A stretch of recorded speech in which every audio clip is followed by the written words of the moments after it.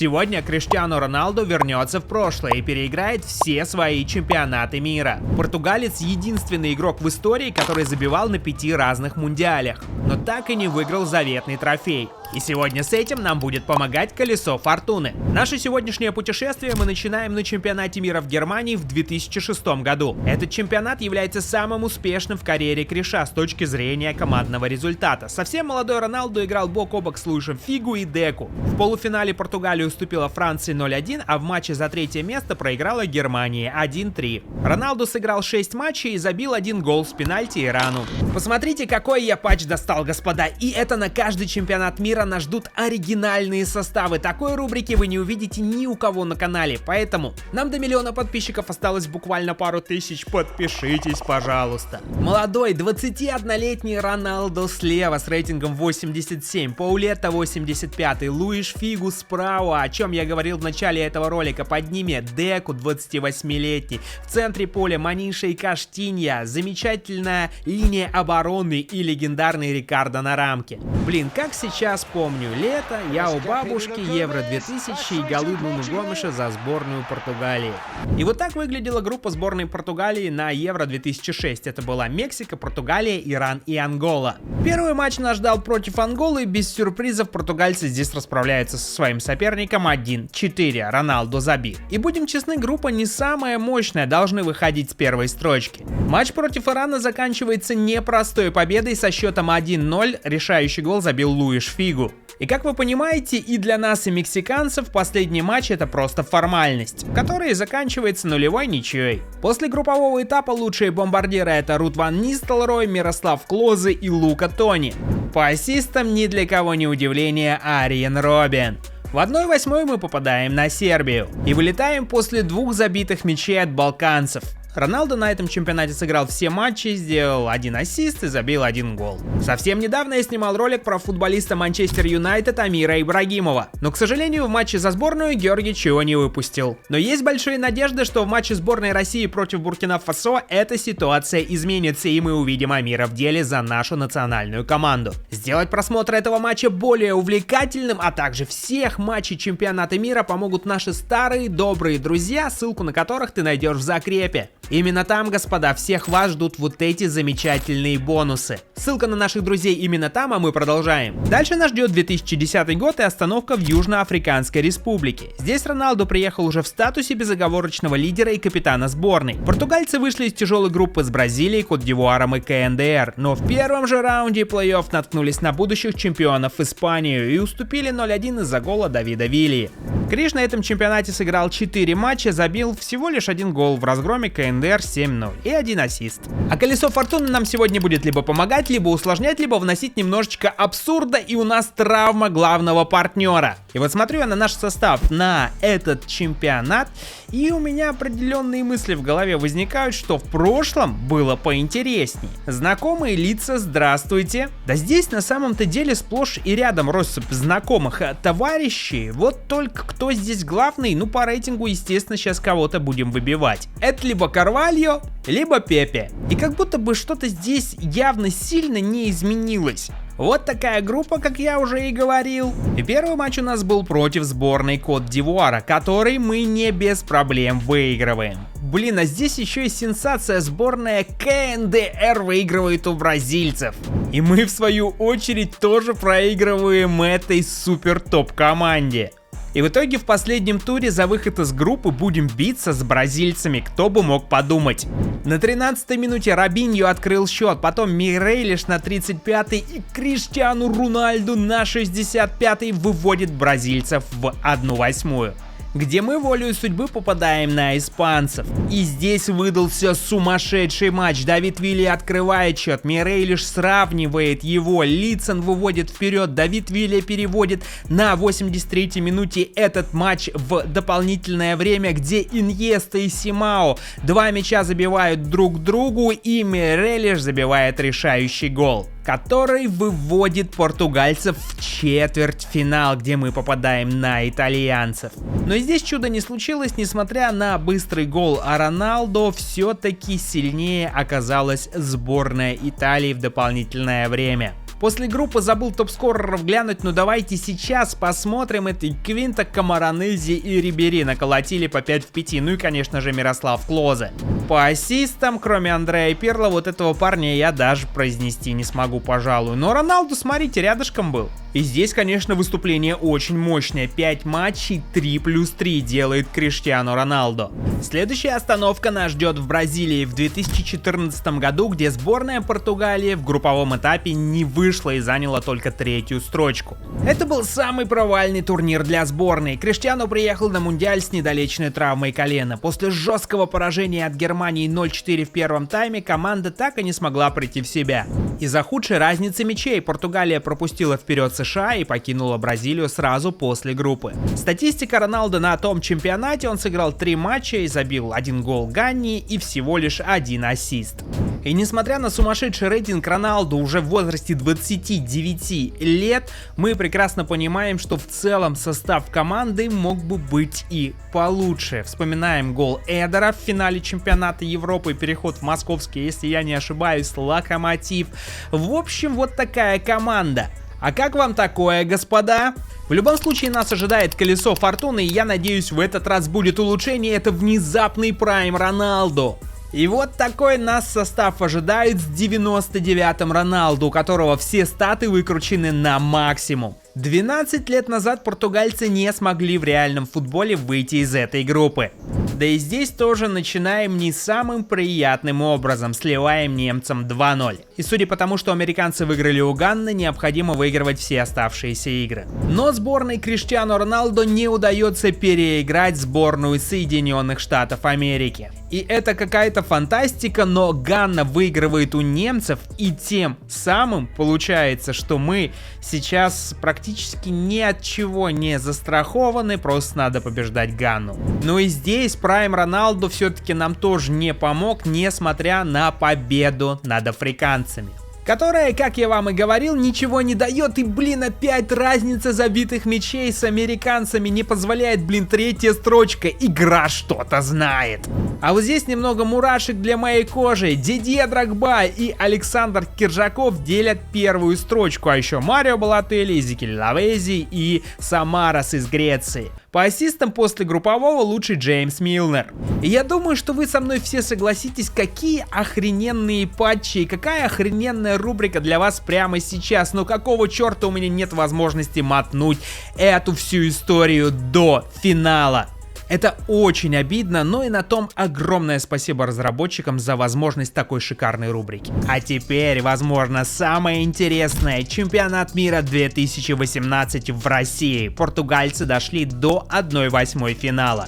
Этот турнир запомнился невероятным перформансом Роналдо в первом же туре, когда он оформил хэт-трик ворота Испании. Матч закончился со счетом 3-3, включая легендарный гол со штрафного на последних минутах.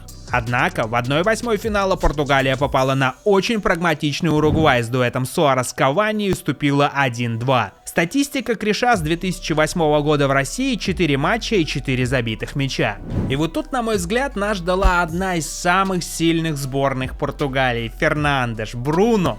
Здесь в центре полузащиты Кварежма, Рикардо в возрасте 34, его уже, так сказать, финальный чемпионат с сумасшедшими голами, Роналдо 94, 33 года, и это было, господа, 8 лет назад. Можете в это поверить или нет, я не знаю. Еще и молодой Бернардо на баночке. Крутим колесо фортуны в надежде, что оно поможет нам выиграть чемпионат, и нам выпадает тень Месси, и вы даже не представляете, что это такое.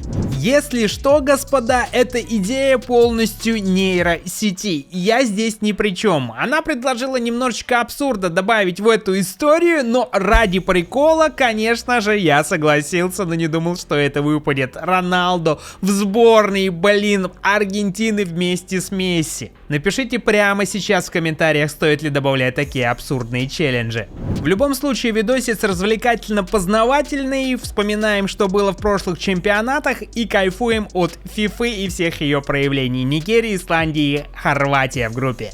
Первый матч — победа над Исландией, победный мяч забивает Лео Месси. И давайте будем честны, с такой группы, конечно же, мы должны выходить. И для такого результата необходимо было выигрывать сборную Хорватии, но Чорлука помешал этим планам, проигрываем. и есть вероятность даже не выйти из группы. Но, слава богу, собираемся и обыгрываем сборную Нигерии 3-1, забивает Роналдо, Месси и Агуэро. Никогда не думал, что в одном предложении назову имена этих игроков.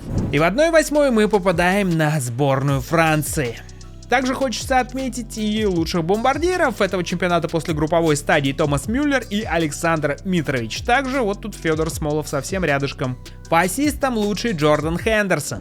Ё-моё, рубрика-то замечательная, но мы хоть раз до финала дойдем, чтобы геймплейчик, там все дела. И даже такой сумасшедший расклад, как перевод Криштиану и Месси в одну команду, не дает нам ничего.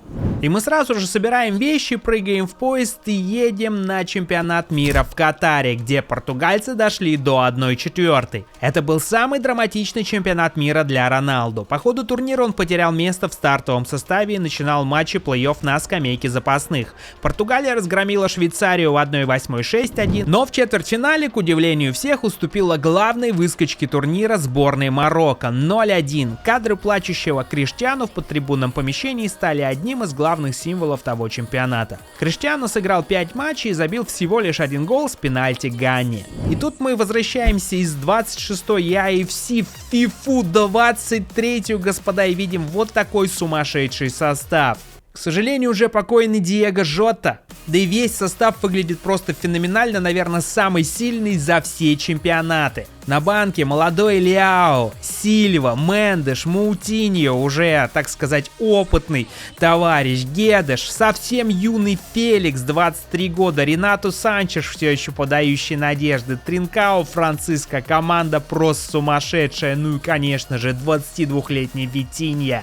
Группа у сборной Португалии была с Ганной, Уругваем и Кореей.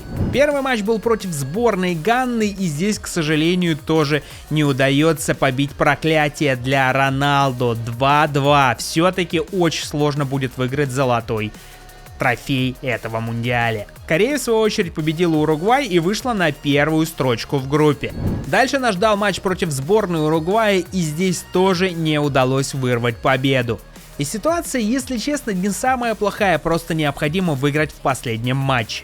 И просто феноменальное выступление от португальцев, которое выносит корейцев 2 мячами Роналду и 1 Рафа Ляо.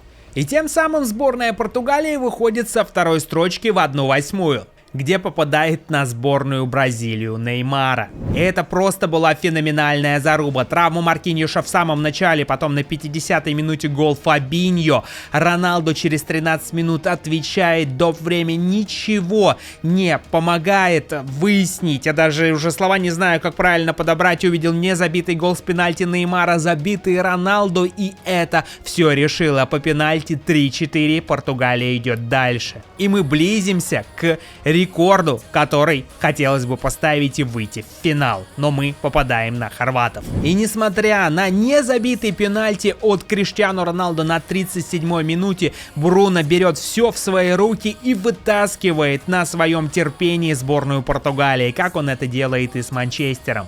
И тем самым сборная Португалии попадает в полуфинал, где встречается с Аргентиной. Очередная битва Месси и Роналдо, на этот раз не Эль Классико, а чемпионат мира. Пепе, 46-я минута, вероятно, головой с контуглового затащил дальше. Лаутаро отвечает, и Роналдо на 87-й минуте вытаскивает этот мяч и тащит Португалию в финал, где красно-зеленых ожидает победитель пары Англия-Бельгия.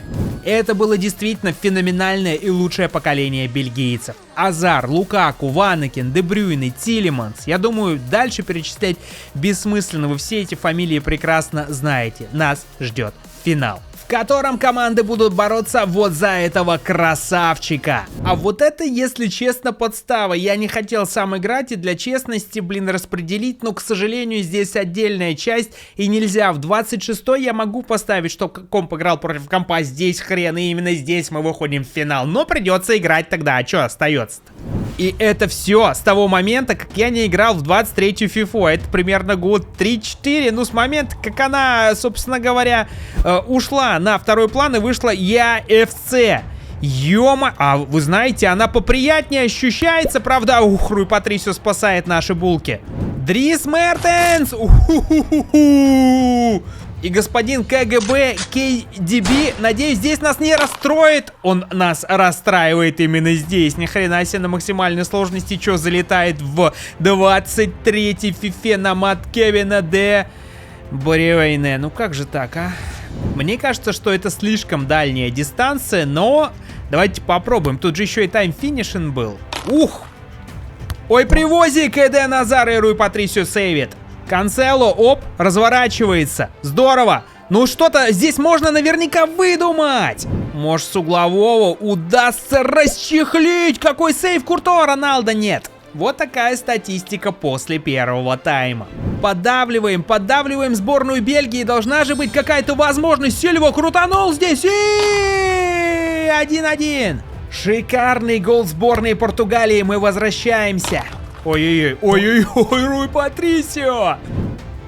Ой, еще один сейв Патрисио. Лучшей возможности, чем это, уже не будет. Канцело тащит мяч по флангу. Ну, разворот. А где Роналду? Где Роналду? На него ж надо отдавать совершенно точно. Криш, какой сейв Куртуа. Жота шикарно поборолся, навес. Роналдо принимает мяч, сброска и Куртуа опять. Ой-ой-ой, пенальти на последних секундах. Рубен Диаш, как же так? И к мячу подходит Эден Азар и Руй Патрисио. Это что за финал? Я хотел, блин, чтоб комп скатал, а в итоге здесь просто Голливуд. Азар! Роналду здорово отдает на Лиао. Рафа развернулся. Еще лучше. Жота и мяч в воротах! Я обычно стараюсь избегать таких больших слов, но это гол памяти Диого Жоты. Это... Я не знаю, я понятия не имею, что в такие моменты говорить, поэтому давайте абстрагируемся и просто насладимся игрой. Ой-ой-ой, Бруно. Роналдо пробивает Куртуа на месте. Слушайте, может, я не знаю, может, это какая-то улучшенная версия новая в связи с тем, что прошло столько лет. Прострел Роналду, но она действительно ощущается гораздо лучше новой фифы по геймплею. Вау, это что такое? В самой концовке Невыша я просто уже на отбой стрельнул, даже никак это не комментировал. Какая голища! Давайте посмотрим повтор. Просто треснул. Ну, думал уже все. На, так сказать, награждение просто время потянуть. А тут какой гол! И Роналдо поднимает Кубок мира, долгожданный, заветный, над своей головой на чемпионате мира в Катаре. Кстати, лучшим бомбардиром, к сожалению, он не становится, хотя был очень хорош. Ромелу Лукаку наколотил 8 в 7, а по ассистам лучше Кейн оказался. Но это еще не все. И, конечно же, я про новый режим ВФК-26 World's Game, который ввели буквально несколько дней назад. Что самое стрёмное, лицензию с кубком они так и не завезли. Но это единственный вариант прямо сейчас сыграть чемпик за Роналду и португальцев, поэтому давайте воспользуемся им тоже. Все группы оригинальные, их 300, 183, 72, иначе это новый чемпионат мира по-другому и не назовешь. Выходят из групп все, кому не лень, ну типа, а что поделать. В любом случае у нас сборная Португалии, в группе у нас Конго, Узбекистан и Колумбия.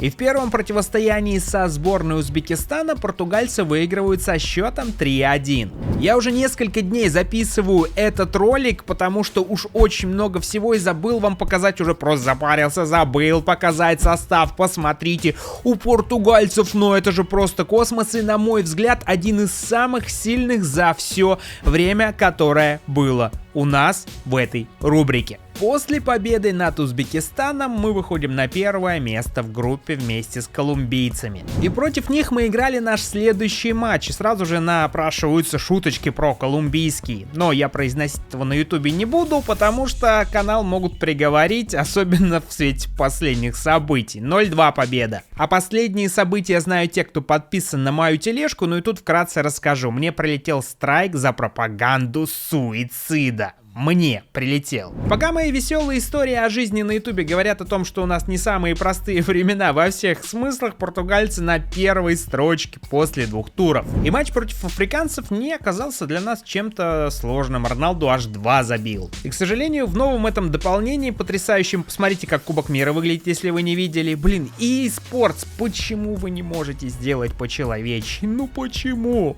Короче, нельзя вернуться в группу и посмотреть, как мы закончили. Вот, только смотрите, пожалуйста, раунд плей-офф и наслаждайтесь. Мы попали на сборную Ирака. Хотя только вот так группу можно посмотреть, ну и на этом спасибо. Лучший бомбардир — это Дарвин Нуньес из Уругвая, Кейн из Англии за 4 матча, Баркаля и Роналду, кстати, рядышком. По передачам лучшие Рицу Доун, Джуд Биллингем и Брэдли Баркаля. И как это комментировать, я, если честно, не знаю. Полнейший абсурд мы сливаем Ираку. Я думаю, что на этом можно заканчивать.